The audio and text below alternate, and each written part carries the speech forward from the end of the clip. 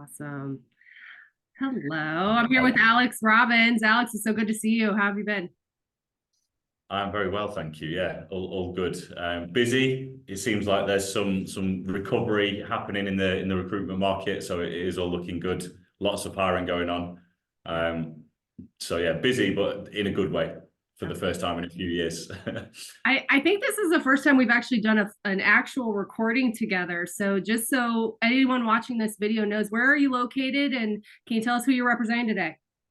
Yeah, absolutely. So I'm working out of the UK. I'm down on the south coast in a little town called Brighton. It's about an hour outside of London. The company I'm working with is the Adeptis Group, who are traditionally a pure play cyber recruitment agency. I've come in to help them diversify their portfolio a little bit with my focus on cloud transformation and generally just kind of leadership within tech. Awesome. Matt, hats off to you after being in executive headhunting for 14 years. All my recruiters out there, I've got so much respect. So, especially in the cybersecurity industry, we need your help so much. And I just did a summit for Purdue Global University, and I had cybersecurity students asking me, what's the best way to get into a cyber job? And should I do an internship and whatnot? So, just out of curiosity, what's your advice with that with brand new students that are getting ready to graduate? You know what, this is the hottest question that we always get asked on this. It's the kind of students, and as with most recruitment agencies, we do look at the kind of senior to exec level, just because that's where the real demand is. But for a student just breaking in, I think the key is to get in somewhere where you are going to pick up general skills, and you can just really get a good broad exposure to actually just working in a tech environment. And then, as you would with law or with medicine, you pick your specialism while you're working. Working in an environment that is going to offer that cyber specialism, but really you just need the exposure in the workforce to start off with. That's the key thing. Absolutely. And just out of curiosity, as far as the education piece goes, we're starting to see, obviously larger universities are pumping out degrees and whatnot, but we're seeing smaller tech schools offering certification programs. People are going in for 6 to 8 week courses and getting certified. And that's kind of a controversial topic in the industry. If people were to do that, do you think that there's a little bit of a hindrance with them getting a job with regards to what you just said? Yeah, I mean it's an interesting one, isn't it? I think there is a lot more focus on that kind of apprentice type route these days, because a degree in a lot of cases isn't worth the money that you pump into it. And it's sad to say, but people are coming out in debt and then wondering why they have to spend 4 years searching for that job that they wanted. And yeah, if you can get into a situation where you're picking up skills in the right environment and you're being paid for it as well as gaining the work experience, then I think that's a win-win for everyone, really. It's really just finding the employer that's actually going to support your long-term development and doesn't just want a bit of free intern work for 3 months and is just going to get rid of you at the end of it. Right. Yeah, it's difficult. And I always find myself I feel like I'm changing up my answer every few months because of how fast everything is changing. And all I can say is you got to start somewhere. Just dive in, and it's a journey. It's not necessarily a destination because it's always going to keep changing. So I think that's something that people need to keep in mind when they get into this field. But as far as kind of what we wanted to talk a little bit about today, I wanted to give you some updates. It's been a while since we've connected. Just so everybody knows that's watching this, I cannot say enough good things about Alex. Alex is cream of the crop with networking. He has sent me so many amazing people. I mean, quite literally, probably about 10 people you've sent my way. Every single one was just awesome to connect with. And I've already started doing business with some of them. So if you would like to get in touch with Alex, get in touch with myself or him, you can find us both on LinkedIn. So I just want to really pitch you there, my friend, because I don't, as you know, when you get into networking, it's not always a home run. When you meet people sometimes, Right. and you are. Yeah, So very true. uh, Thank you very much, Maggie. I appreciate it. yeah, so I've got my background here, and I want to talk about two things. But before I get to the event and the background on my screen, latest update for you: I have just accepted a chief strategy officer role with a research and development cybersecurity firm called CRISP. And we are out of, thank you very much. We're out of Maryland, Virginia, DC market. And we are really working in the education sector, federal grants and or federal contracts and federal grants opportunities. And one of the things that we're doing is obviously we're working with everybody. And that's one of the things I love about this industry is because we're never not working 25/7, right? So identifying opportunities for us to collaborate. Obviously, we can do services, we can work on new product vetting, we can come up with concepts and methodologies. We are quite literally working in every single facet of cybersecurity, AI, and everything that goes along with these niches and these keywords that you're hearing. Right, yeah. So I just really wanted to talk to you about that because we're building out workshops and the education piece. And this kind of goes back to what we just talked about with recruiting. It's a huge disconnect because we're at a 3.5 million deficit on cybersecurity professionals and we're struggling. And the people that are in it are getting depleted very easily of their energy. They're overworked. They don't have time to sit there and go through the interview processes. So as we're kind of developing these workshops, I cannot stress enough. And I'd like your take on this. I mean, obviously you've got 17,000 CIOs and CISOs in your network. Yeah. So I'd love to hear your take on it. Why are companies not utilizing more workshops? If you can't afford to go to university, if you can't necessarily afford to do extra purchases, service-wise products, software, whatever, with IT or cybersecurity, I just want to know why people aren't doing more workshops, because in my opinion, that's probably one of the most value add you could do to a company and overall education of your staff to at least eliminate risk. So I was just curious on your take on that. Do you know what? And it might be controversial to say it, but it's just a repetitive cycle that, I mean, ultimately it keeps me as a recruiter in a job, right? Because they're always looking for that mid to senior sweet spot. They don't want to invest the time or the, perhaps money into juniors who may or may not work out.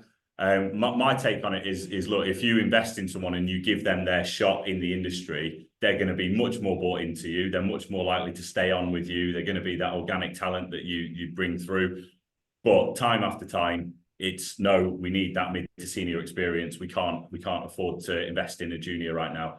And that then has repercussions in diversity stats, for example, because it's like, you're looking for people with 15 to 20 years experience. Generally, they're going to be male dominant. So instead of actually evening the playing field a little bit and investing on cross-training some of your female team members, like, BAs or PMs or something like that, who could easily pick up the tech skills, they just don't want to do it. And they just want to continue increasing that bias and continue hiring mid to seniors. Thank you for being so direct. And I can't stand what you just said if I'm being direct, because that's not okay. And I'm going to tell you why, because here's what's going to happen. We're going to screw ourselves. And I mean bad, because we've got, what is it?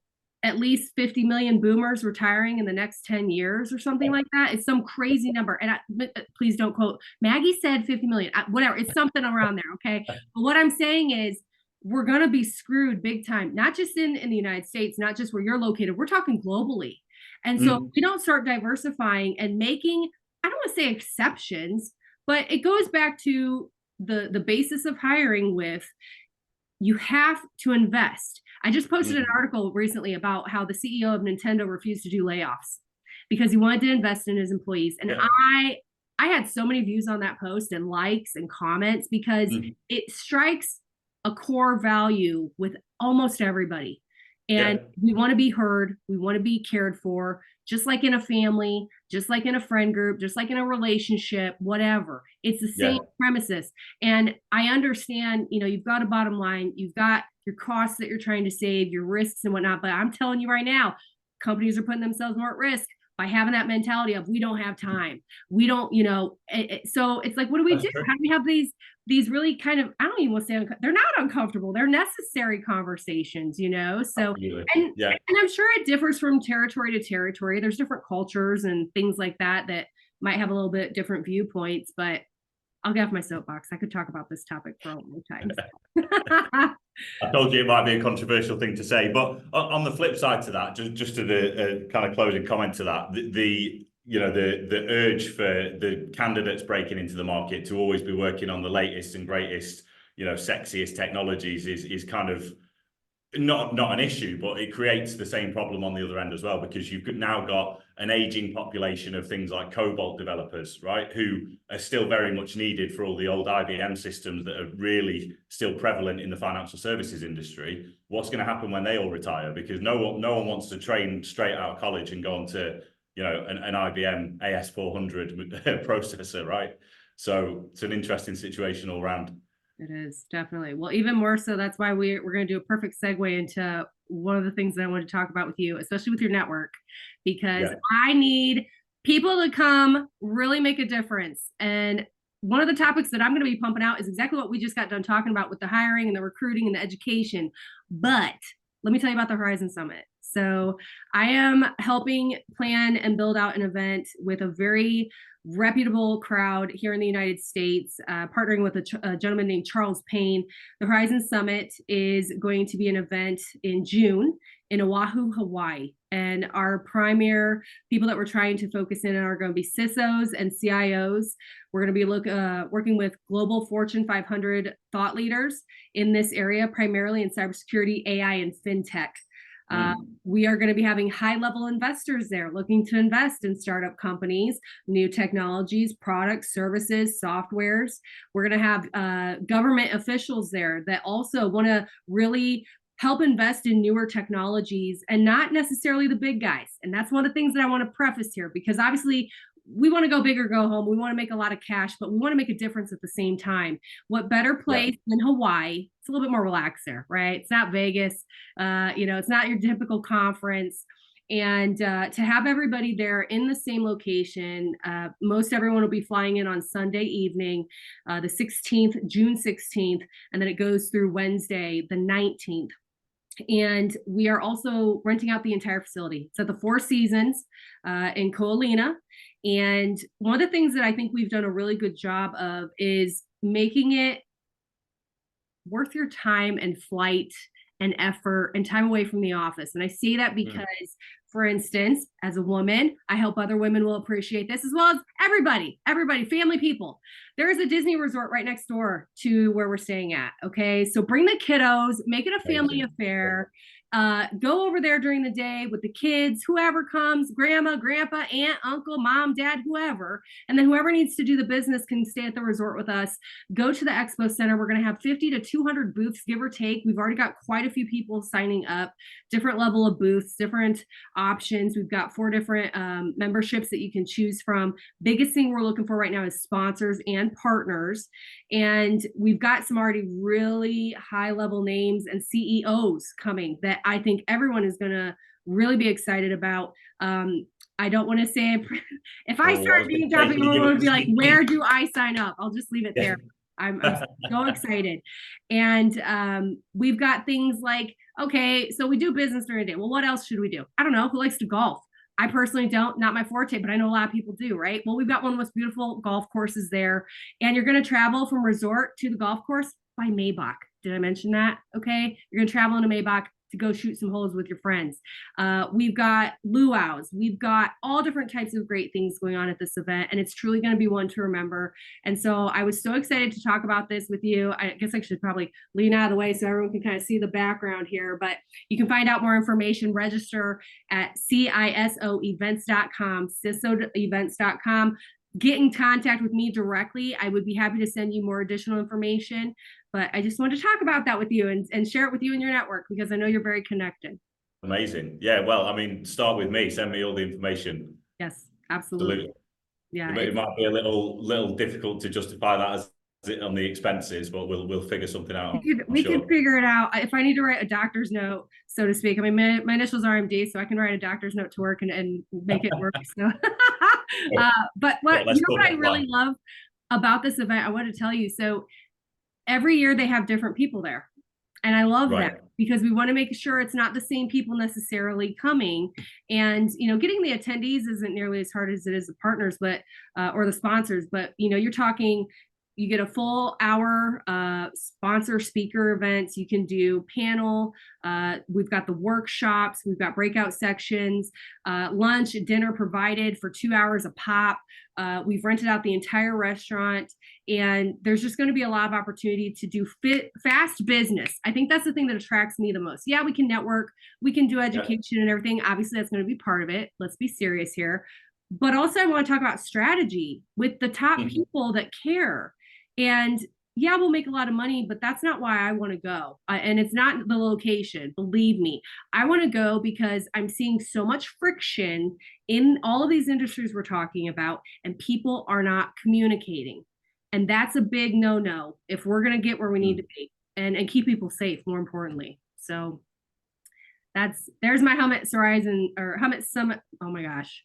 Horizon Summit pitch. There we go. I'm too excited about it. I'm messing up the words. Look at me. But I love it. I love it.